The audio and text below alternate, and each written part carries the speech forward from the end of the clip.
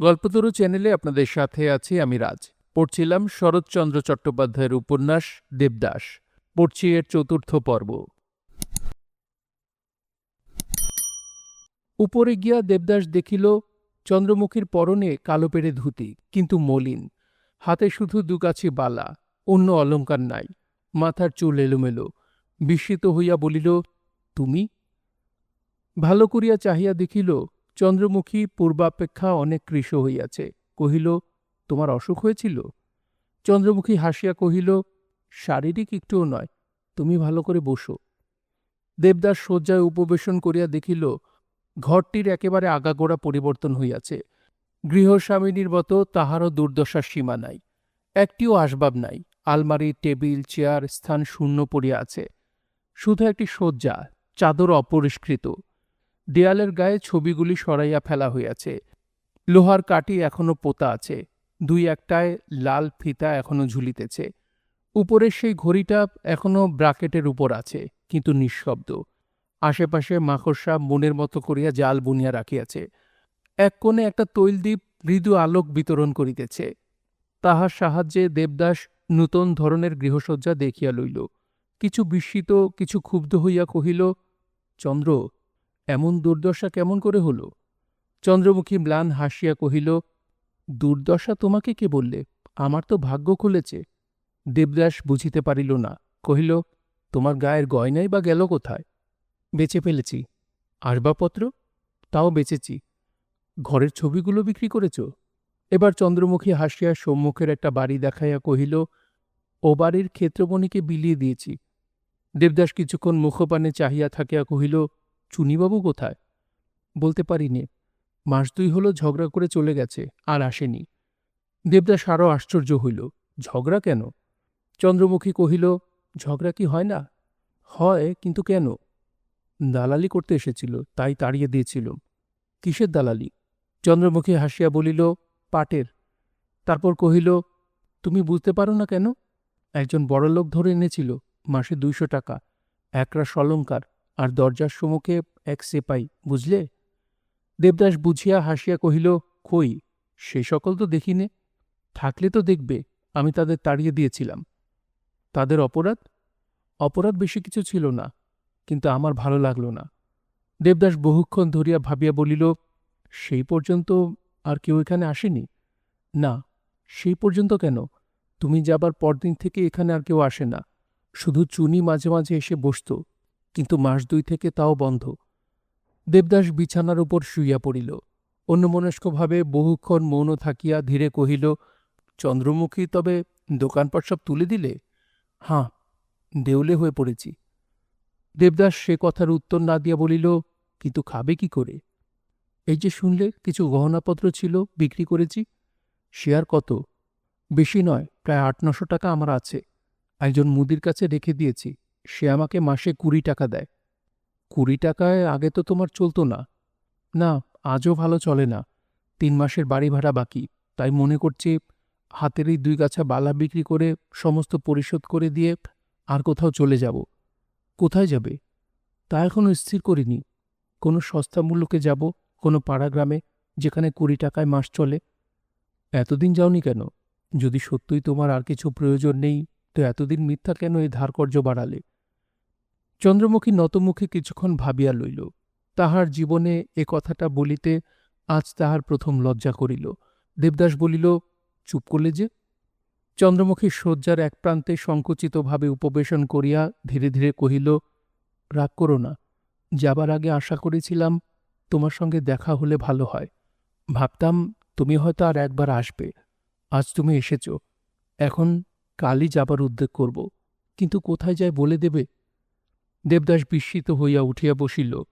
কহিল, শুধু আমাকে দেখবার আশায়? কিন্তু কেন?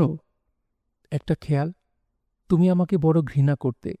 এত ঘৃণা কেউ কখনো করেনি বোধ হয়, তাই। আজ তোমার মনে পড়বে কিনা জানি নে, কিন্তু আমার বেশ মনে আছে। যেদিন তুমি এখানে প্রথম এলে, সেই দিন থেকেই তোমার উপর আমার দৃষ্টি পড়েছিল। তুমি ধনীর সন্তান, তা জানতাম, কিন্তু ধনের আশায় তোমার পানে আকৃষ্ট হইনি। তোমার পূর্বে কত লোক এখানে এসেছে গেছে, কিন্তু কারো ভিতরে কখনো তেজ দেখিনি। আর তুমি এসেই আমাকে আঘাত করলে। একটা অযাচিত, উপযুক্ত অথচ অনুচিত রূঢ় ব্যবহার। ঘৃণায় মুখ ফিরিয়ে রইলে। শেষে তামাশার মতো কিছু দিয়ে গেলে। এসব মনে পড়ে কি? দেবদাস চুপ করিয়া রহিল। চন্দ্রমুখী পুনরায় কহিতে লাগিল, সেই অবধি তোমার প্রতি দৃষ্টি রাখলাম, ভালোবেসে নয়, ঘৃণা করেও নয়। একটা নতুন জিনিস দেখলে যেমন তা খুব মনে থাকে, তোমাকেও তাই কিছুতেই ভুলতে পারিনি। তুমি এলে বড় ভয়ে ভয়ে সতর্ক হয়ে থাকতাম, কিন্তু না এলে কিছুই ভালো লাগত না। তারপর আবার কি যে মতিভ্রম ঘটল, এই দুটো চোখে অনেক জিনিসই আরেক রকম দেখতে লাগলাম। পূর্বের আমির সঙ্গে এমন করে বদলে গেলাম যেন সে আমি আর নয়। তারপরে তুমি মদ ধরলে, মদে আমার বড় ঘৃণা। কেউ মাতাল হলে তার উপর বড় রাগ হতো, কিন্তু তুমি মাতাল হলে রাগ হতো না, কিন্তু বড্ড দুঃখ পেতাম। বলিয়া চন্দ্রমুখী দেবদাসের পায়ের ওপর হাত রাখিয়া ছলছল চক্ষে কহিল, আমি বড় অধম, আমার অপরাধ নিও না। তুমি যে কত কথা কইতে, কত বড় ঘৃণায় সরিয়ে দিতে, আমি কিন্তু তত তোমার কাছে যেতে চাইতাম। শেষে ঘুমিয়ে পড়লে। থাক, সেসব বলব না, হয়তো আবার রাগ করে বসবে। দেবদাস কিছুই কহিল না। নূতন ধরনের কথাবার্তা তাহাকে কিছু ক্লেশ দিতেছিল।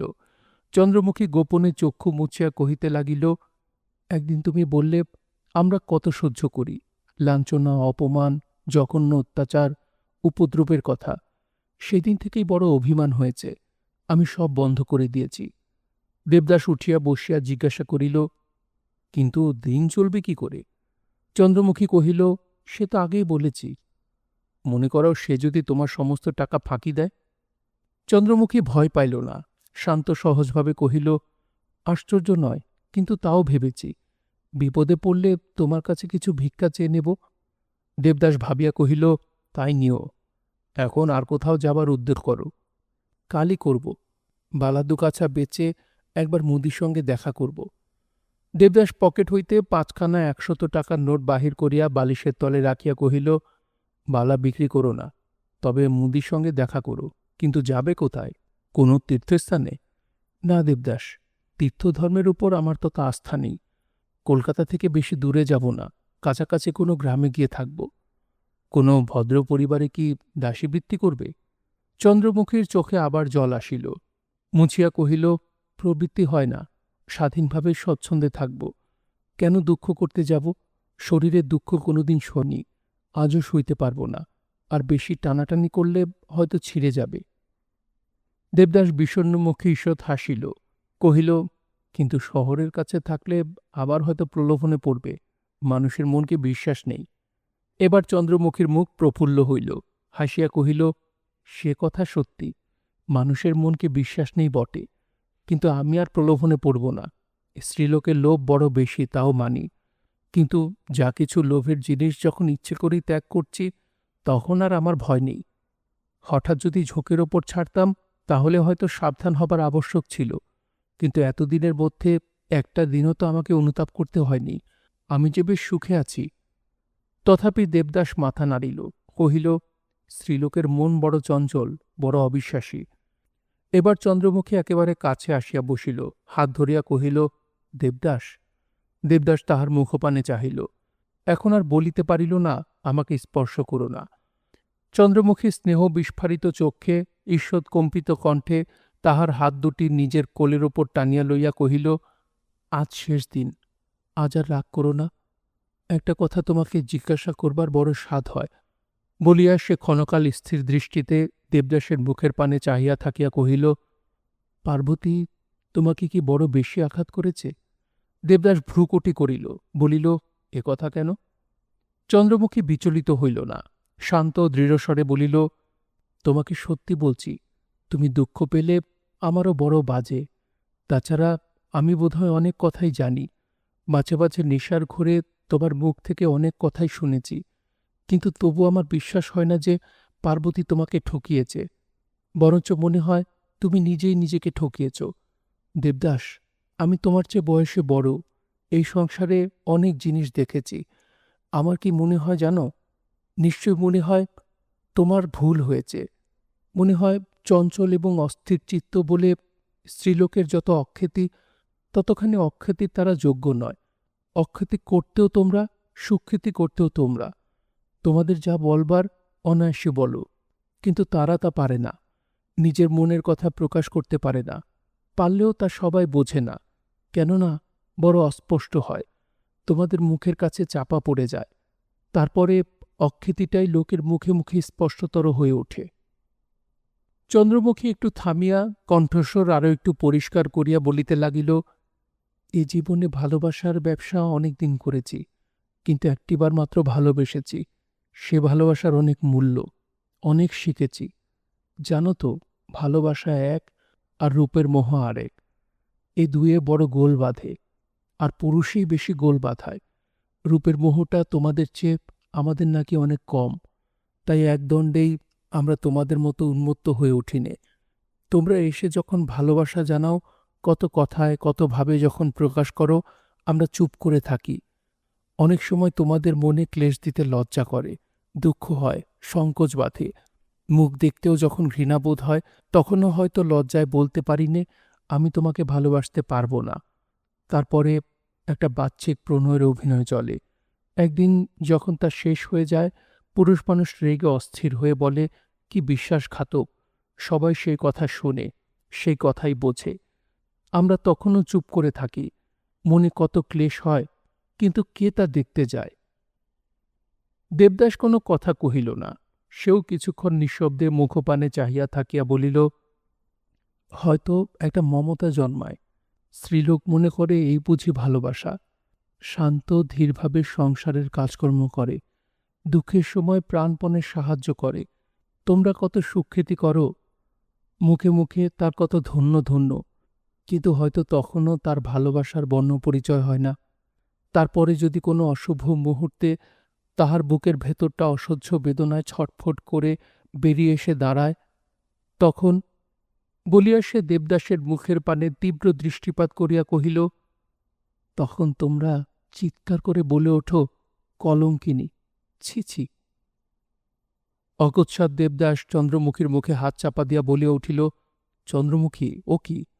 চন্দ্রমুখী ধীরে ধীরে হাত সরাইয়া দিয়া কহিল, ভয় নেই দেবদাস, আমি তোমার পার্বতীর কথা বলছি নে। বলিয়া সে মৌন হইল। দেবদাসও কিছুক্ষণ চুপ করিয়া থাকিয়া অন্যমনস্কের মতো কহিল, কিন্তু কর্তব্য আছে তো, ধর্মাধর্ম আছে তো। চন্দ্রমুখী বলিল, তা তো আছেই, আর আছে বলেই দেবদাস, যে যথার্থ ভালোবাসে সে সহ্য করে থাকে।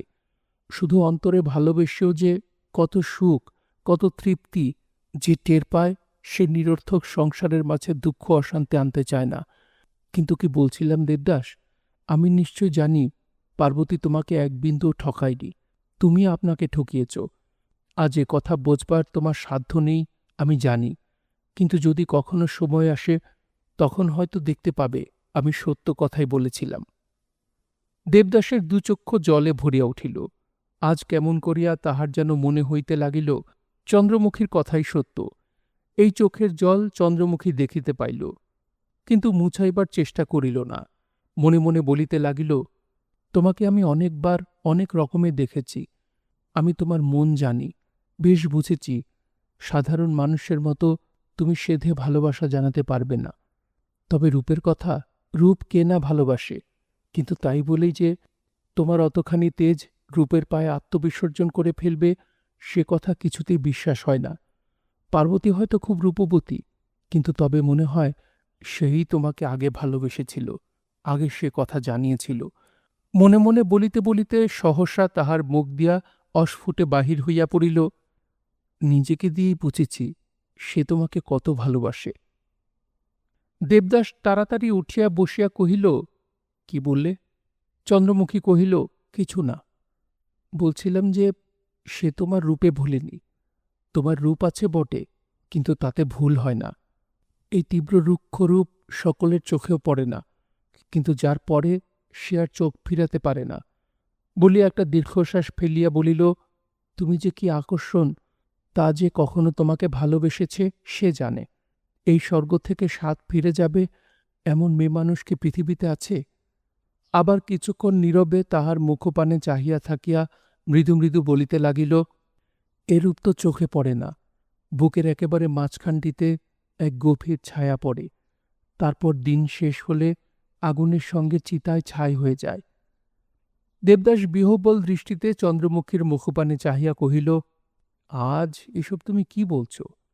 চন্দ্রমুখী মৃদু হাসিয়া বলিল, এমন বিপদ আর নেই দেবদাস। যাকে ভালোবাসি না সে যদি জোর করে ভালোবাসার কথা শোনায়, কিন্তু আমি শুধু পার্বতীর জন্য ওকালতি করছিলাম, নিজের জন্য নয়। দেবদাস উঠিতে উদ্যত হইয়া বলিল, এবার আমি যাই। আর একটু বসো।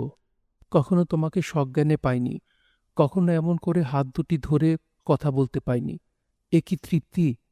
বলিয়াই হঠাৎ হাসিয়া উঠিল। দেবদাস আশ্চর্য হইয়া কহিল, হাসলে যে?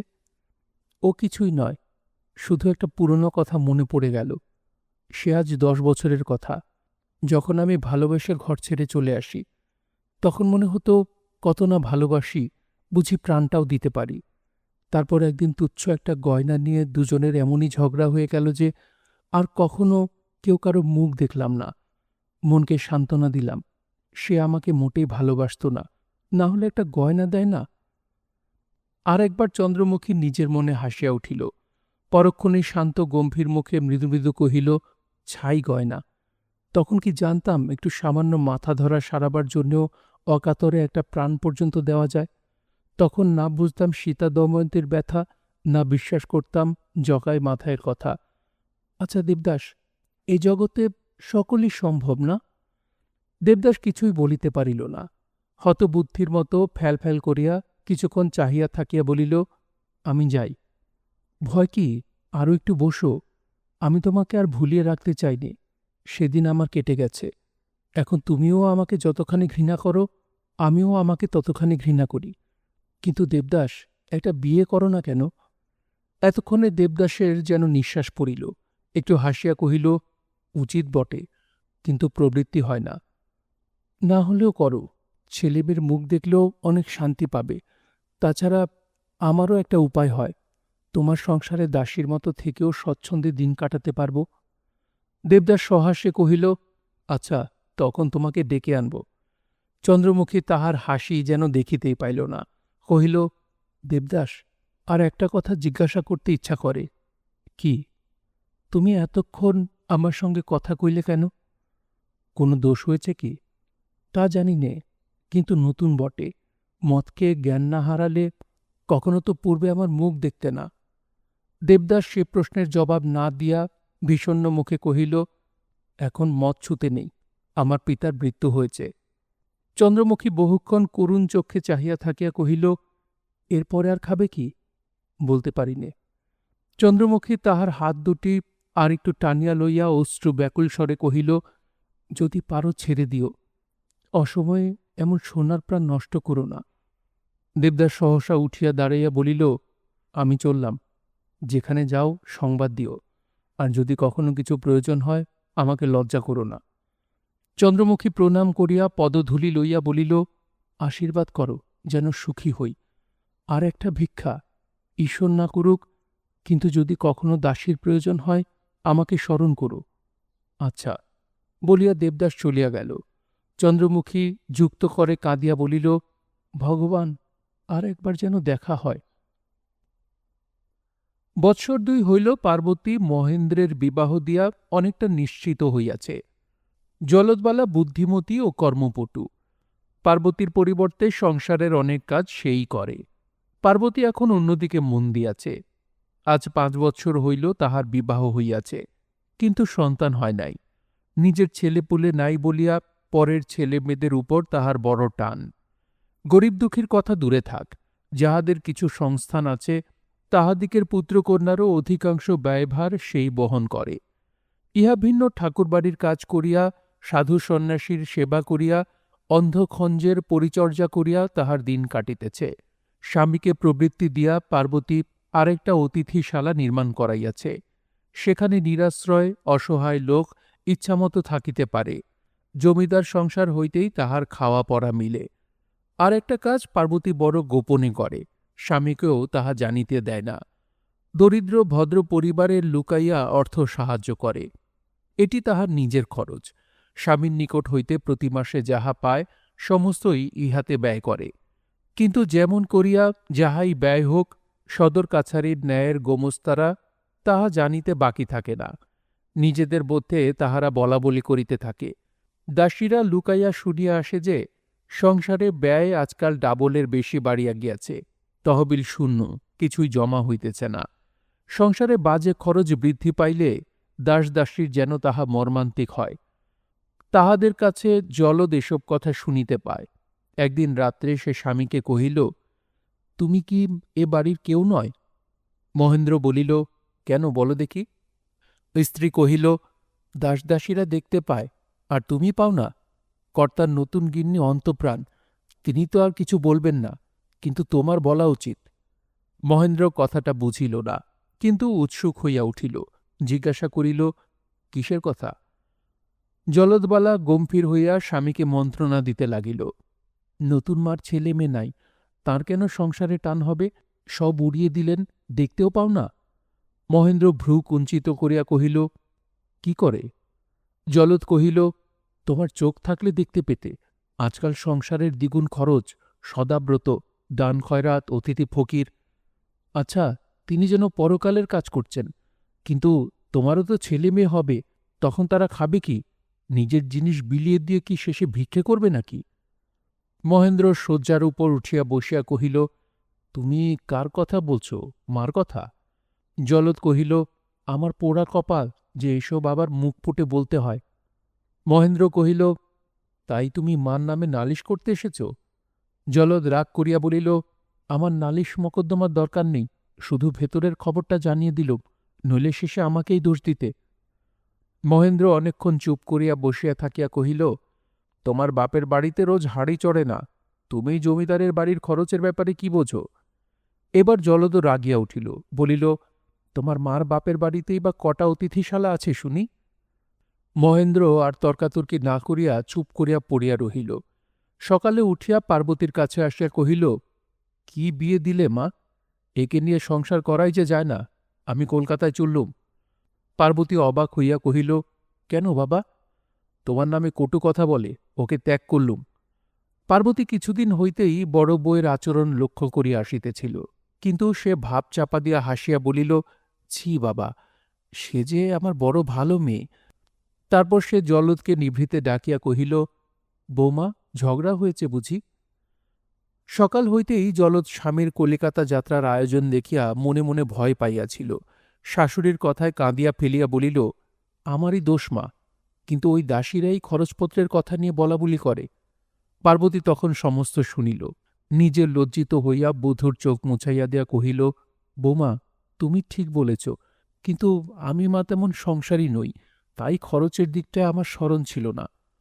তাহার পর মহেন্দ্রকে ডাকিয়া কহিল, বাবা, বিনা দোষে রাগ করো না, তুমি স্বামী, তোমার মঙ্গল চিন্তার কাছে স্ত্রীর আর সব তুচ্ছ হওয়া উচিত। বৌমা তোমার লক্ষ্মী। কিন্তু সেই দিন হইতে পার্বতী হাত গোটাইয়া আনিল। অতিথিশালায় ঠাকুরবাড়ির আর তেমন সেবা হইল না। অনাথ, অন্ধ, ফকির অনেকে ফিরিয়া যাইতে লাগিল।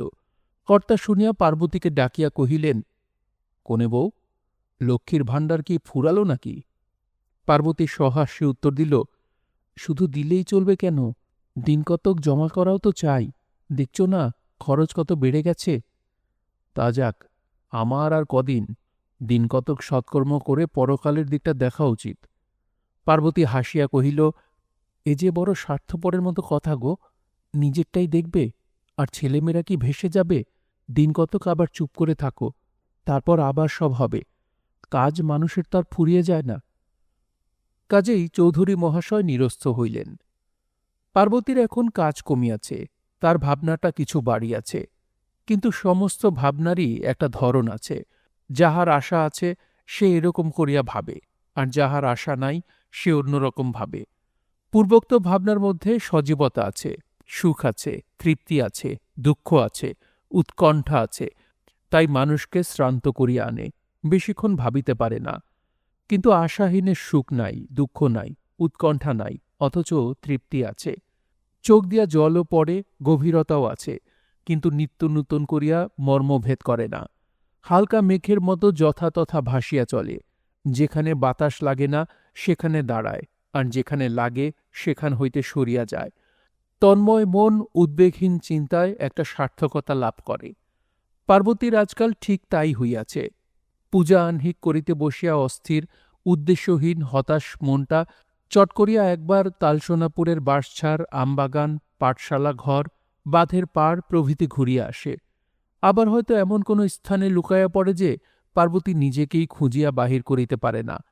আগে হয়তো ঠোঁটের কোণে হাসি আসিয়াছিল, এখন হয়তো এক ফোঁটা চোখের জল টপ করিয়া কোষায় জলের সঙ্গে মিশিয়া যায়। তবু দিন কাটে, কাজ করিয়া, মিষ্ট কথাবার্তা কহিয়া, পরোপকার সেবা শুশ্রূষা করিয়াও কাটে, আবার সব ভুলিয়া ধ্যানমগ্না যোগিনীর মতও কাটে। কেহ কহে লক্ষ্মী স্বরূপা অন্নপূর্ণা, কেহ কহে অন্যমনস্কা উদাসিনী, কিন্তু কাল সকাল হইতে তাহার অন্য এক রকমের পরিবর্তন দেখা দিয়াছে, যেন কিছু তীব্র, কিছু কঠোর। সেই পরিপূর্ণ থমথমে জোয়ার গঙ্গায় যেন হঠাৎ কোথা হইতে ভাঁটার টান ধরিয়াছে। বাড়ির কেহ কারণ জানে না, শুধু আমরা জানি। মনোরমা কাল গ্রাম হইতে একখানা পত্র লিখিয়াছে, যাহা লিখিয়াছে তাহা এইরূপ। পার্বতী, অনেকদিন হইতে দুজনের কেহ কাহাকেও পত্র লিখি নাই, সেজন্য দোষটা উভয়ত হইয়াছে। আমার ইচ্ছা একটা মিটমাট হইয়া যায়, দুজনের দোষ স্বীকার করিয়া অভিমানটা কম করি। কিন্তু আমি বড়, তাই আমি মান ভিক্ষা চাহিয়া লইলাম। ভরসা করি শীঘ্র উত্তর দিবে। আজ প্রায় 1 মাস হইল এখানে আসিয়াছি। আমরা গৃহস্থ ঘরের মেয়েরা শারীরিক ভালোমন্দ তেমন বুঝি না। মরিলে বলি গঙ্গায় গিয়াছে, আর বাঁচিয়া থাকিলে বলি ভালো আছে। আমিও তাই ভালো আছি, কিন্তু এ তো গেল নিজের কথা, বাজে কথা। কাজের কথাও এমন যে কিছু আছে তাও নয়। তবে একটা সংবাদ দিতে বড় ইচ্ছা হইয়াছে। কাল হইতে ভাবিতেছি দিব কি না। দিলে তোমার ক্লেশ হইবে, না দিলেও আমি বাঁচি না। যেন মারীচের দশা হইয়াছে।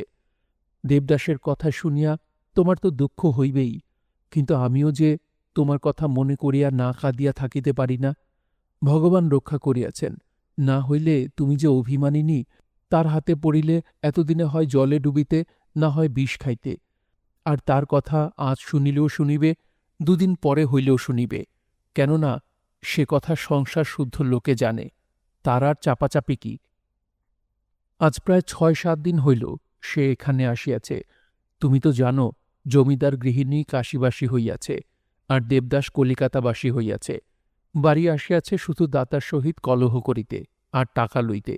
শুনিলাম এমন সে মধ্যে মধ্যে আসে, যতদিন টাকার জোগাড় না হয় ততদিন থাকে, টাকা পাইলেই চলিয়া যায়। তাহার পিতা মরিয়াছেন আজ 2.5 বছর হইল। শুনিয়া আশ্চর্য হইবে, এইটুকু সময়ের মধ্যে সে নাকি তাহার অর্ধেক বিষয় উড়াইয়া দিয়াছে। দ্বিজদাস নাকি বড় হিসাবী লোক, তাই কোনো মতে পৈতৃক সম্পত্তি নিজে রাখিয়াছে, না হইলে এতদিনে 5 জন লুটিয়া লইত। মদ ও বেশ্যায় সর্বশান্ত হইতেছে, কে তাহাকে রক্ষা করিবে? একপারে যম, আর তারও বোধহয় বেশি দেরি নাই। সর্বরক্ষা যে বিবাহ করেনি। আহা, দুঃখও হয়, সে সোনার বর্ণ নাই, সে রূপ নাই, সে স্ত্রী নাই, এজন্য আর কেহ। রুক্ষ চুলগোলা বাতাসে উড়িতেছে, চোখ কটরে ঢুকিয়াছে, নাক যেন খাড়ার মতো উদ্যত হইয়া উঠিয়াছে। কি কুৎসিত যে হইয়াছে, তোমাকে আর তা কি বলিব। দেখিলে ঘৃণা হয়, ভয় করে। সমস্ত দিন নদীর ধারে, বাঁধের পাড়ে বন্দুক হাতে পাখি মারিয়া বেড়ায়, আর রৌদ্রে মাথা ঘুরিয়া উঠিলে বাঁধের পাড়ে সেই কুলগাছটার তলায় মুখ নিচু করিয়া বসিয়া থাকে। সন্ধ্যার পর বাড়ি গিয়া মদ খায়, রাত্রে ঘুমায় কি ঘুরিয়া বেড়ায় ভগবান জানেন। সেদিন সন্ধ্যার সময় নদীর জল আনিতে গিয়াছিলাম, দেখে দেবদাস বন্দুক হাতে ধীরে ধীরে শুষ্ক মুখে চলিয়া যাইতেছে। আমাকে চিনিতে পারিয়া কাছে আসিয়া দাঁড়াইল। আমি তো ভয়ে মরি, ঘাটে জনপ্রাণী নাই। আমি সেদিন আর আমাতে ছিলাম না। ঠাকুর রক্ষা করিয়াছেন যে কোনরূপ মাতলামি কি বদমাইশি করে নাই। নিরীহ ভদ্রলোকটির মতো শান্তস্বরে বলিল, মনো, ভালো আছো তো দিদি? আমি আর করি কি, ভয়ে ভয়ে ঘাড় নাড়িয়া বলিলাম, হুম। তখন সে একটা দীর্ঘ নিঃশ্বাস ফেলিয়া বলিল, সুখে থাক বোন, তোদের দেখলে বড় আহ্লাদ হয়। তারপর আস্তে আস্তে চলিয়া গেল। আমি উঠি তো পড়ি, প্রাণপণে ছুটিয়া পলাইলাম। মা গো, ভাগে হাতটাত কিছু ধরিয়া ফেলে নাই। যাক তার কথা, সেসব দুর্বৃত্তের কথা লিখিতে গেলে চিঠিতে কুলায় না। বড় কষ্ট দিলাম কি বোন? আজিও তাহাকে যদি না ভুলিয়া থাকো তো কষ্ট হইবেই, কিন্তু উপায় কি? আর সেজন্য রাঙা পায়ে যদি অপরাধ হইয়া থাকে, তো নিজ গুণে তোমার স্নেহ কাঙ্ক্ষিনী মনোদিদিকে ক্ষমা করিও। কাল পদ্র আসিয়াছিল। আজ সে মহেন্দ্রকে ডাকিয়া কহিল, দুটো পালকি আর ৩২ জন কাহার চাই, আমি এখনই তালসোনাপুর যাব। মহেন্দ্র আশ্চর্য হইয়া প্রশ্ন করিল, পালকি বেহারা আনিয়ে দিচ্ছি, কিন্তু দুটো কেন মা? পার্বতী কহিল, তুমি সঙ্গে যাবে বাবা, পথে যদি মরি মুখে আগুন দেবার জন্য বড় ছেলের প্রয়োজন। মহেন্দ্র আর কিছু কহিল না। পালকি আসিলে দুইজনে প্রস্থান করিল। চৌধুরী মহাশয় শুনিতে পাইয়া ব্যস্ত হইয়া দাসদাসীকে জিজ্ঞাসা করিলেন, কেহই কিন্তু কারণ বলিতে পারিল না। তখন তিনি বুদ্ধি খরচ করিয়া আরও ৫-৬ জন দারোয়ান দাসদাসী পাঠাইয়া দিলেন। একজন সিপাহী জিজ্ঞাসা করিল, পথে দেখা হলে পালকি ফিরে আনতে হবে কি? তিনি ভাবিয়া চিন্তিয়া বলিলেন, না, তাতে কাজ নেই, তোমরা সঙ্গে যেও, যেন কোনো বিপদ আপদ ঘটে না। সেই দিন সন্ধ্যার পর পালকি দুইটা তালসোনাপুরে পৌঁছিল, কিন্তু দেবদাস গ্রামে নাই। সেদিন দ্বীপ্রহরে কলিকাতায় চলিয়া গিয়াছে। পার্বতী কপালে করাঘাত করিয়া বলিল, অদৃষ্ট। মনোরমার সহিত সাক্ষাৎ করিল। মনু বলিল, পারু কি দেবদাসকে দেখতে এসেছিলে? পার্বতী বলিল, না, সঙ্গে করে নিয়ে যাবার জন্য এসেছিলাম, এখানে তার আপনার লোক তো কেউ নেই। মনোরমা অবাক হইল, কহিল, বলিস কি, লজ্জা করত না? লজ্জা আবার কাকে? নিজের জিনিস নিজে নিয়ে যাব, তাতে লজ্জা কি? ছি ছি, ও কি কথা! একটা সম্পর্ক পর্যন্ত নেই, অমন কথা মুখে এনো না। পার্বতী ম্লান হাসি হাসিয়া কহিল, মনুদিদি, জ্ঞান হওয়া পর্যন্ত যে কথা বুকের মাঝে বাসা করে আছে, একাধবার তা মুখ দিয়ে বার হয়ে পড়ে। তুমি বোন তা এ কথা শুনলে। পরদিন প্রাতকালে পার্বতী পিতামাতার চরণে প্রণাম করিয়া পুনরায় পালকিতে উঠিল। আজ ২ বৎসর হইতে অশ্বঝুরি গ্রামে চন্দ্রমুখী ঘর বাঁধিয়াছে। ছোট নদীর তীরে একটা উঁচু জায়গায় তাহার ঝরঝরে দুখানি মাটির ঘর, পাশে একটা চালা, তাহাতে কালো রঙের একটা পরিপুষ্ট গাভী বাঁধা আছে। ঘর দুটির একটিতে রান্না ভাড়া, অপরটিতে শেষ হয়। উঠান পরিষ্কার পরিচ্ছন্ন, রমা বাগদির মেয়ে রোজ নিকাইয়া দিয়া যায়। চতুর্দিকে ভ্যারেন্ডার বেড়া, মাঝখানে একটা কুল গাছ, আর একপাশে তুলসীর ঝাড়। সম্মুখে নদীর ঘাট, লোক লাগাইয়া খেজুর গাছ কাটিয়া সিঁড়ি তৈয়ারি করিয়া লইয়াছে। সে ভিন্ন এক ঘাট আর কেহ ব্যবহার করে না। বর্ষার সময় দুকুল পড়িয়া চন্দ্রমুখীর বাটির নিচে পর্যন্ত জল আসে। গ্রামের লোক ব্যগ্র হইয়া কোদাল লইয়া ছুটিয়া আসে। নিচে মাটি ফেলিয়া উঁচু করিয়া দিয়া যায়। এ গ্রামে ভদ্রলোকের বাস নাই। চাষা, গোয়ালা, বাগদি, দুঘর কলু, আর গ্রামের শেষে ঘর দুই মুচির বাস। চন্দ্রমুখী এ গ্রামে আসিয়া দেবদাসকে সংবাদ দেয়। উত্তরে সে আরও কিছু টাকা পাঠাইয়া দেয়। এই টাকা চন্দ্রমুখী গ্রামের লোককে ধার দেয়। আপদে বিপদে সবাই তাহার কাছে ছুটিয়া আসে, টাকা লইয়া বাড়ি যায়। চন্দ্রমুখী সুদ লয় না, তাহার পরিবর্তে কলাটা, মূলাটা, ক্ষেতের শাক সবজি তাহারা ইচ্ছা করিয়া দিয়া যায়। আসলের জন্য কখনো পীড়াপিড়ি করে না। যে দিতে পারে না সে দেয় না। চন্দ্রমুখী হাসিয়া বলে, আর তোকে কখনো দেব না। সে নম্রভাবে বলে, মা ঠাকুরন, আশীর্বাদ করো, এবার যেন ভালো ফসল হয়। চন্দ্রমুখী আশীর্বাদ করে, আবার হয়তো ভালো ফসল হয় না, খাজনার তাগাদা পড়ে, আবার আসিয়া হাত পাতিয়া দাঁড়ায়। চন্দ্রমুখী আবার দেয়। মনে মনে হাসিয়া বলে, তিনি বাঁচিয়া থাকুন, আমার টাকার ভাবনা কি? কিন্তু তিনি কোথায়? প্রায় ৬ মাস হইল সে কোনো সংবাদ পায় নাই। চিঠি লিখলে জবাব আসে না, রেজিস্ট্রি করিয়া দিলে ফিরিয়া আসে। একঘর গয়লাকে চন্দ্রমুখী নিজের বাটির কাছে বসাইয়াছে। তাহার পুত্রের বিবাহে ১০.৫ গণ্ডা টাকা পণ দিয়াছে। একজোড়া লাঙল কিনিয়া দিয়াছে। তাহারা সপরিবারে চন্দ্রমুখীর আশ্রিত এবং নিতান্ত অনুগত। একদিন সকালবেলা চন্দ্রমুখী ভৈরব গয়লাকে ডাকিয়া কহিল, ভৈরব, তালসোনাপুর এখান থেকে কতদূর জানো? ভৈরব চিন্তা করিয়া কহিল, ২টো মাঠ পার হলেই কাছারি। চন্দ্রমুখী প্রশ্ন করিল, সেখানে বুঝি জমিদার থাকেন? ভৈরব কহিল, হাঁ, তিনি মূলকের জমিদার, এ গাঁও তাঁর। আজ ৩ বছর হল তিনি স্বর্গে গিয়াছেন। যত প্রজা ১ মাস ধরে সেখানে নুচিমণ্ডা খেয়েছিল। এখন তার ২ ছেলে আছে, মস্ত বড়লোক, রাজা। চন্দ্রমুখী কহিল, ভৈরব, আমাকে সেখানে নিয়ে যেতে পারো? ভৈরব বলিল, কেন পারব না মা, যেদিন ইচ্ছা চলো। চন্দ্রমুখী উৎসুক হইয়া বলিল, তবে চলো না কেন ভৈরব, আমরা আজই যাই। ভৈরব বিস্মিত হইয়া কহিল, আজই? তারপর চন্দ্রমুখীর মুখের প্রতি লক্ষ্য করিয়া বলিল, তাহলে মা, তুমি শিগগির রান্না করে নাও, আমিও দুটো মুড়ি বেঁধে নিই। চন্দ্রমুখী বলিল, আমি আর রান্না করব না ভৈরব, তুমি মুড়ি বেঁধে নাও। ভৈরব বাড়ি গিয়া কিছু মুড়ি ও গুড় চাদরে বাঁধিয়া কাঁধে ফেলিল। একগাছা লাঠি হাতে লইয়া ক্ষণকাল পরে ফিরিয়া আসিয়া বলিল, তবে চলো, কিন্তু তুমি কিছু খাবে না মা?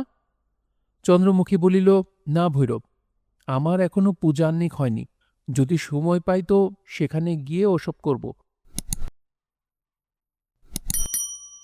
শুনছিলেন শরৎচন্দ্র চট্টোপাধ্যায়ের উপন্যাস দেবদাস।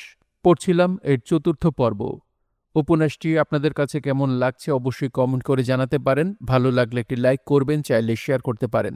সবাই ভালো থাকবেন, সুস্থ থাকবেন এবং গল্পতরুর সঙ্গেই থাকবেন। ধন্যবাদ।